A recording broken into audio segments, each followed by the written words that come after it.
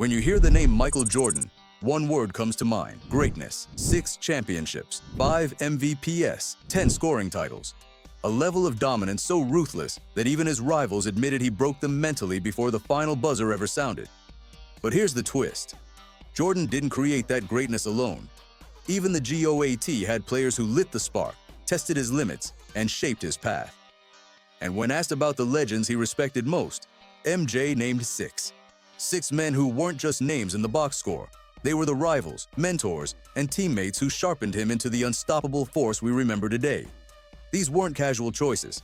Each one left a scar, a lesson, or an inspiration that carved another piece of the Jordan legacy. One showed him how to fly. Another passed him the throne on the biggest stage. A rival made him fight harder than ever. A mentor in college taught him how to win before the world even knew his name. One challenged his mind in ways his body alone couldn't overcome. And one stood by his side through every battle, the silent backbone of a dynasty. Together, these 6 figures tell the story of how Michael Jordan truly became Michael Jordan. So, who were they? And what moments sealed their place in the GOAT's heart? Stick around, because the answers may surprise you, and they'll reveal just how much even the greatest legend of all time needed others to push him to the top. Before Michael Jordan was a household name, before the shoes, the championships, and the fame, he was just a skinny kid in Wilmington, North Carolina. Like every kid chasing hoop dreams, he had posters on his wall, but one name stood above the rest: David Skywalker Thompson. For young MJ, Thompson wasn't just a star. He was proof that the impossible could be done. Standing only 6 feet 4, Thompson was undersized for a forward, but it didn't matter.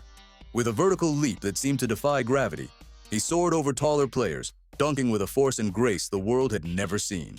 To a kid like Jordan, watching Thompson was like watching a superhero come to life. Jordan later admitted that Thompson's fearlessness and creativity shaped his own imagination. "He was the first guy I wanted to be like," MJ confessed in an interview years later. And it wasn't just the dunks, it was Thompson's confidence. His ability to dominate games when logic said he shouldn't. Thompson proved that greatness wasn't about size. It was about belief, work, and the courage to rise above doubt. That message stuck with Jordan. After all, people had doubted him too. His high school coach cut him from varsity as a sophomore. A school principal told him he'd be better off aiming for the Air Force Academy instead of chasing basketball. But Thompson's story was living proof that doubt didn't define destiny. Fast forward decades later, when Michael Jordan was preparing for the most important speech of his career, his Hall of Fame induction. He had the freedom to choose anyone in the world to present him. He didn't pick Magic Johnson. He didn't pick Larry Bird. He didn't even pick a teammate like Scottie Pippen. He chose David Thompson. In his speech, Jordan explained why. "I wanted everyone to know how much David meant to me. This wasn't about stats or rings. It was about respect. It was about honoring the man whose airborne artistry planted the seed that grew into Air Jordan." Think about that for a second. The man considered the greatest of all time. The player who redefined the game and became a global icon, traced his roots back to a player many casual fans barely remember today. Without Thompson, who knows if Jordan ever would have dared to push the limits of gravity and imagination the way he did?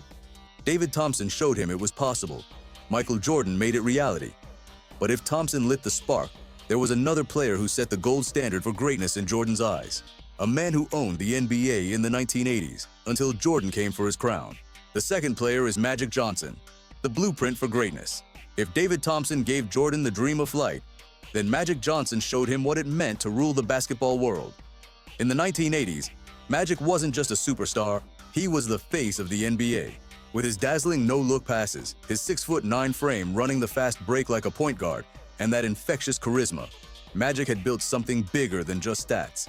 He built an empire called Showtime. Crowds didn't just watch the Lakers play, they came to be entertained, to witness a performance led by a man who made basketball look like magic in the purest sense of the word. And Michael Jordan? He watched closely. When he first entered the league in 1984, Jordan openly admitted, "Magic was the guy I looked up to." To Jordan, Magic was the gold standard, a player who combined dominance with flair, someone who could control a game not just with his skills, but with his presence. But admiration only lasts so long when you're built like Michael Jordan. Eventually, every hero becomes a rival. The third person, Charles Barkley, the fierce rival. If Magic Johnson represented the gold standard, then Charles Barkley was the immovable obstacle standing in Jordan's path, a rival who didn't just test his skill, but his willpower. Barkley wasn't built like the typical star. At 6 feet 6 inches and weighing well over 250 pounds, he looked more like a linebacker than an NBA forward. But once the ball tipped, he was a storm. Explosive on the boards, powerful in the paint, and surprisingly quick for his size, Barkley earned the nickname the Round Mound of Rebound. And what made him dangerous wasn't just talent, it was his fearlessness. Barkley didn't care who you were, MVP, champion, legend, it didn't matter. He'd bump you, jaw at you, and battle until the last whistle. And when it came to Michael Jordan, he refused to back down. The height of their rivalry came in the 1992-93 season.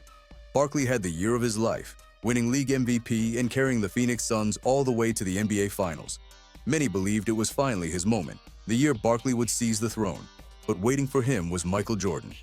The series turned into one of the most physical, high-energy finals in history. Barkley came at Jordan with everything he had, scoring, rebounding, leading his team with pure grit. But Jordan responded with something even more devastating. One of the greatest finals performances ever. Game after game, MJ unleashed his competitive fire, averaging over 40 points in the series. By Game 6, it was over. The Bulls clinched their third straight title, and Barkley's dream slipped away. Barkley later admitted the pain of that loss cut deep. It was his best chance at a championship, and Jordan had snatched it away. But behind the rivalry was also respect, and even friendship. Off the court, the two traded jokes, laughs, and playful trash talk. Jordan even said, "Charles was always tough to play against. He was fearless." But deep down, Barkley knew what every rival eventually realized. Against Michael Jordan, greatness alone wasn't enough. Still, Barkley left a mark on MJ. Their clashes were proof that iron sharpens iron. Jordan's brilliance glowed even brighter because of the heat Barkley brought. And while Barkley never won a ring, his rivalry with Jordan became a symbol of the era, a reminder that every king needs challengers, and the GOAT was defined as much by the battles he survived as by the victories he claimed. But before Jordan became the giant slayer, there was a time when he was the student, learning how to win from a mentor who showed him the ropes in college. And that mentor's name was James Worthy. The fourth person is James Worthy, the college mentor. Before the world knew Michael Jordan as Air Jordan, he was just a freshman at the University of North Carolina, raw, hungry, and still searching for who he could become. And standing right beside him was James Worthy, already a star in college basketball, calm under pressure, and destined for NBA greatness. To Jordan, Worthy wasn't just a teammate. He was a model of professionalism. Worthy had the poise of a veteran, the skill to dominate when it mattered most, and the mentality to prepare for success. Jordan later admitted, "James taught me so much in college. He showed me how to prepare, how to compete, and how to carry myself as a player." At first, Jordan was still finding his place. Worthy was the leader, the big game James, who always seemed ready when the spotlight hit. But then came the 1982 NCAA championship game. With the score tight and the pressure mounting, it wasn't Worthy who took the final shot. It was the freshman.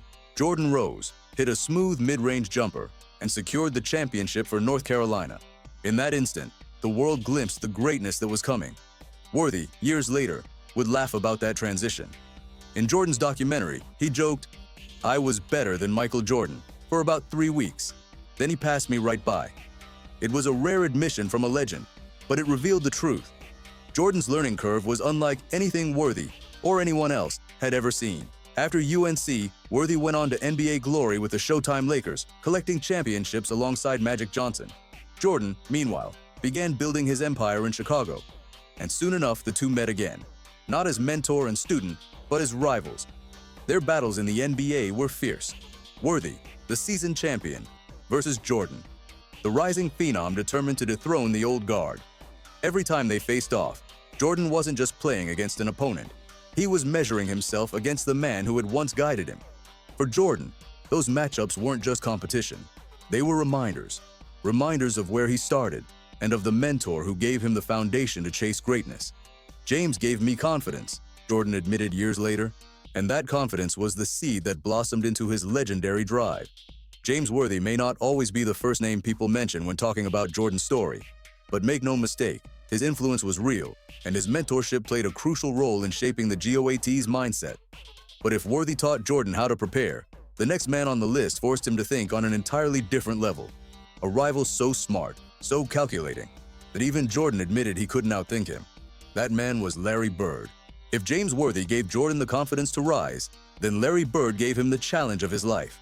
Because when you faced Bird, it wasn't just about basketball skills, it was about surviving a mental chess match against one of the sharpest minds the game has ever known. Larry Bird wasn't flashy, he didn't need to be. He was deadly precise, brutally confident, and intimidating in ways that stats could never capture. Jordan once said, "Larry was one of the smartest players I ever faced. You couldn't outthink him," and that was the truth. Bird always seemed one step ahead. The defining moment of their rivalry came in the 1986 playoffs. Jordan, still young and hungry, went toe-to-toe with Bird's powerhouse Celtics. In Game 2, MJ unleashed one of the most legendary performances in NBA history, 63 points, the highest single-game scoring mark in playoff history. The Celtics still won. That night, Bird could only shake his head in disbelief. He'd seen scorers, he'd seen stars, but he had never witnessed anything like what Jordan unleashed. To him, it was as if a new standard for basketball brilliance had been set right in front of his eyes. And yet, even after Jordan's jaw-dropping 63 points, Bird and his Celtics were still too strong, too disciplined, too smart. And that's what made Bird so dangerous. He wasn't just about talent. He controlled games with his mind. He intimidated opponents with trash talk so ruthless it cut before the ball was even tipped. And he forced Jordan to understand that being great physically wasn't enough. To conquer the NBA, he had to master the mental side too. As Jordan's career soared in the 1990s, the battles with Bird became less frequent, but the respect between them never faded. Jordan openly credited Bird with pushing him to evolve. "Without Larry Bird challenging me early on, I don't think I'd have grown into the player I became." And that's the key. Bird wasn't just a rival, he was a mirror, showing Jordan what he lacked and daring him to fill the gaps. Larry Bird proved that greatness wasn't just about how high you could jump or how fast you could move. It was about how deeply you understood the game, how you anticipated, calculated, and crushed your opponent's confidence before they even realized what was happening. And in that sense, Bird was the perfect teacher for Jordan. Because to become the GOAT, Jordan couldn't just rely on physical gifts. He had to outthink the smartest man on the floor. And in time, he did. But while Bird sharpened Jordan's mind, the final name on this list gave him something even more valuable: loyalty. A teammate who stood by him through every championship, who sacrificed ego for victory, and who became the ultimate partner in crime. That man was Scottie Pippen. For all the rivals who tested him and mentors who inspired him, there was one man Michael Jordan trusted more than anyone else on the court: Scottie Pippen.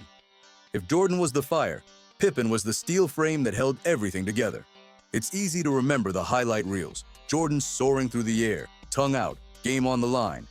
But behind every one of those moments was Scottie Pippen, doing the dirty work that doesn't always make it onto posters. He was versatile enough to guard anyone from point guards to power forwards, skilled enough to run the offense when Jordan drew double teams, and selfless enough to sacrifice his own numbers for the sake of the team. Pippen's presence gave Jordan the freedom to be Jordan. Without Scottie locking down opponents, pushing the pace, and filling every gap, Jordan couldn't have unleashed his full scoring fury, night after night. In his Hall of Fame speech, Jordan admitted it openly. When people talk about Michael Jordan, they should also talk about Scottie Pippen. Without Scottie, I can't win 6 rings. Michael Jordan's story is often told as the tale of a lone conqueror, a man so obsessed with winning that no one could match him. And while that's true, it's only half the story. The other half lives in the 6 players who shaped his journey. David Thompson inspired in him the dream, proof that a kid from North Carolina could defy gravity and make the impossible feel real. Magic Johnson showed him the blueprint, how to not just play the game, but to own it, to command an era. Charles Barkley tested his fire, pushing him into battles that forced him to dig deeper and prove he was untouchable. James Worthy mentored him early, teaching a young freshman the preparation and confidence it takes to win on the biggest stage. Larry Bird sharpened his mind, forcing Jordan to realize that true greatness demands strategy, not just skill. And Scottie Pippen stood by his side, the loyal partner who made 6 championships possible. Each man left fingerprints on the legend of Michael Jordan. They weren't just opponents, teammates, or idols. They were catalysts, each one fueling the competitive storm that turned Jordan into the GOAT. And maybe that's the lesson hidden in Jordan's journey. Greatness is never created in isolation. Even the fiercest competitor, even the man who seemed unstoppable, needed others, rivals to challenge him, mentors to guide him, and teammates to elevate him. Jordan's 6 favorite players weren't just names he admired. They were reflections of the battles, lessons, and inspirations that defined his career. Without them, there is no Air Jordan. So the next time we talk about the GOAT, we should remember this. Legends aren't born alone. They're forged in the fire of competition, friendship, and respect. And that's why Michael Jordan's story will always be more than championships, more than rings, more than highlights. It's the story of how the greatest ever became who he was, shaped, tested, and inspired by 6 men who helped him touch heights no one thought possible.